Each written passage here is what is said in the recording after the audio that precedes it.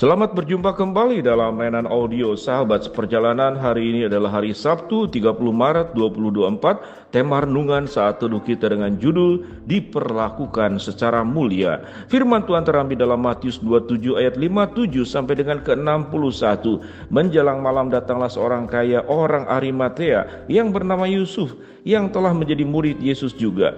Ia pergi menghadap Pilatus dan meminta mayat Yesus. Pilatus memerintahkan untuk menyerahkan kepadanya, dan Yusuf yang mengambil mayat itu mengapaninya dengan kain lenan yang putih bersih, lalu membaringkan di dalam kuburnya yang baru, yang digalinya di dalam bukit batu. Dan sesudah menggulingkan sebuah batu besar ke pintu kubur itu, pergilah ia. Tetapi Maria Magdalena dan Maria yang lain tinggal di situ, duduk di depan kubur itu. Mari kita berdoa. Bapa yang di dalam surga, kami ingin belajar bagaimana memperlakukan orang lain secara mulia, baik dalam hidup dan matinya, dan itu dilakukan kepada Tuhan Yesus. Dalam nama Tuhan Yesus kami berdoa, amin. Shalom sahabat seperjalanan yang dikasihi Tuhan. Dalam suasana Sabtu sunyi, kita sudah melewati Jumat Agung kemarin, dan besok kita akan merayakan Paskah, hari kebangkitan daripada Kristus. Sahabat seperjalanan yang dikasihi Tuhan, diperlakukan dengan mulia. Kita melihat bagaimana sikap-sikap orang di sekitar kehidupan Tuhan Yesus. Ada dua macam sikap. Yang pertama, yang memang menghendaki kematian Yesus, ingin menghabisi Yesus, dan kemudian apa yang mereka harapkan terlaksana dan terjadi dengan segala fitnah sepanjang perjalanan hidup Tuhan Yesus. Dikejar, dicari-cari kesalahan. Pada akhirnya kemudian benar-benar Yesus ditangkap di Taman Getsemani, dan benar-benar Yesus dipermalukan, diolok-olok, dikoyak bajunya. Kemudian di dalam masa-masa itu Yesus kemudian disalibkan dan mati. Mereka mengalami kemenangan dari kematian Tuhan Yesus, karena sosok Kristus adalah sosok yang dianggap mengganggu.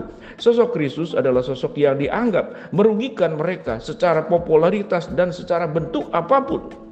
Dorongan kepada keinginan kematian Yesus yang diharapkan mereka adalah memang berdasarkan nafsu kekuasaan, nafsu pengaruh, dan segala sesuatu yang mereka lakukan.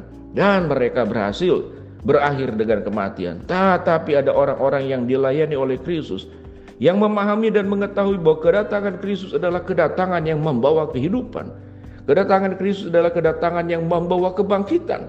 Dan proses untuk mendapatkan kehidupan dan kebangkitan tersebut, maka pintu masuknya adalah melalui kematian. Murid-murid sangat sadar bahwa Yesus sudah mengasihi mereka, mencintai mereka sampai mati. Dan kemudian kita bertemu dengan seorang yang kaya bernama dari Arimatea, namanya Yusuf, yang telah menjadi murid Yesus, dengan berani pergi menghadap Pilatus untuk meminta mayat Yesus. Sahabat seperjalanan yang dikasihi Tuhan, pergi kepada Pilatus meminta mayat Yesus, ini bukan perkara yang gampang. Pilatus bisa mencurigai siapa ini sampai berani meminta mayat Yesus. Maka orang ini bisa masuk dalam catatan yang akan terus dikejar, diperhatikan. Sangat beresiko, karena kematian Yesus sudah kematian yang memang diharapkan oleh orang-orang yang membencinya, dan itu terlalu menyolok. Jadi kita melihat Yusuf yang dari Arimatea, dia menempuh jalan bahaya dengan meminta mayat Yesus menghadap Pilatus. Keberanian dari mana yang terjadi pada Yusuf dari Arimatea ini? Tentu keberanian yang berangkat daripada sebuah kesadaran. Hidupnya sudah terjamah, hidupnya sudah ditebus, hidupnya sudah mengalami kasih Kristus, hidupnya ada di dalam janji-janji yang Yesus sudah sampaikan, yang dipegang, yang diyakini, yang diimani oleh Yusuf dari Arimatea. Dan kemudian Yusuf dari Arimatea sebagai orang kaya, dia punya tanah sendiri, lalu kemudian menggali kuburan dari batu, digalinya dalam bukit batu. Sedemikian rupa diberikan kain kafan yang putih dan bersih dengan kain lenan, lalu dibaringkan dalam kubur yang baru yang digalinya dalam bukit batu, lalu ditutupnya dengan batu yang besar ke pintu kubur. Di sana ada Maria Magdalena dan Maria yang lain duduk di depan kubur itu. Sahabat seperjalanan, kalau kita berbicara tentang siapa orang yang setia, Itu bukanlah orang-orang yang kemudian ada di sekitar kita pada saat kita mengalami kejayaan, pada saat kita mengalami sebuah keberhasilan, pada saat kita berlimpah kuasa, berlimpah harta, berlimpah pengaruh, orang dekat di sekitar kita. Itu hal biasa. Bukankah dalam kehidupan Yesus seperti demikian? Tatkala Yesus menyembuhkan orang sakit, berkumpul orang banyak. Tatkala Yesus memberi makan, berkumpul orang banyak. Tatkala Yesus melakukan perkara-perkara yang dianggap spektakuler, berkumpul orang banyak. Tetapi tatkala menurut manusia umumnya, kematian adalah lambang kekalahan. Dan begitu lambang ketakutan kepada orang yang punya kuasa membuat orang itu hidup dan mati, yaitu Pilatus dan seluruh kuasa-kuasa yang dimilikinya. Tetapi kalau orang yang mengikut Tuhan setia di masa-masa di mana Tuhan Yesus sudah mengalami kematian, lalu mau berkorban, menghadapi bahaya, mengeluarkan dana, mengeluarkan daya, mengeluarkan seluruh keberadaannya untuk satu bentuk cintanya, dan bagaimana memperlakukan Kristus secara mulia. Kalau kemudian sampai ada yang namanya Yusuf dari Arimatia meminta mayat Yesus kepada Pilatus, kemungkinan hanya dia satu-satunya yang meminta mayat Yesus untuk diberikan kain lenan, dikafani dengan baik, dikuburkan dengan layak sesuai dengan tradisi orang Yahudi pada waktu itu. Kenapa tidak ada banyak orang yang berbondong-bondong meminta mayat Yesus dalam bentuk rombongan? Kemudian di antara rombongan-rombongan itu saling demo, saling memaksakan. Sayalah yang paling berhak untuk menguburkan Yesus. Catatan itu dalam Alkitab tidak ada.